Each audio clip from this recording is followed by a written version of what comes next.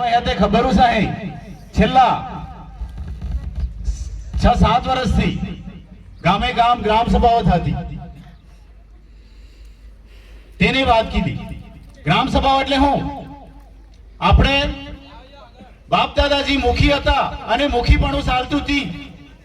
એ મુખીપણું ચાલતું એ વખતે ગામમાં કોઈ પણ બહારી અધિકારી આવે મુખી પૂછ્યા વગર નહીં આવતો। કતરે ખબર હે આ દુજો કરો છો એવા એવા શું થાય એવા તો તમે પૂછવાથી નહીં રહેતા। તેજી વ્યવસ્થા કીધી ક્યાં આપણે યોજના બાજુ કીધા રમેશભાઈ કે કીધું તેમ આપણી મૂળ વ્યવસ્થા હતી તે આપણે મટાડી દીધી।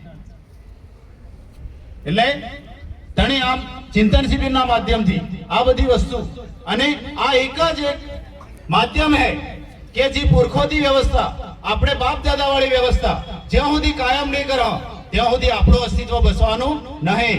કોઈ પક્ષ પાર્ટી ધર્મ આપણે બસાવવાનો નહીં, કોઈ નેતા આપણે બસાવવાનો નહીં, પણ આપણે મૂળ જે વ્યવસ્થા હતી એની વ્યવસ્થામાં આવવું પડે। તો આગળના વક્તા તરીકે યુવા મિત્ર એવા અમારા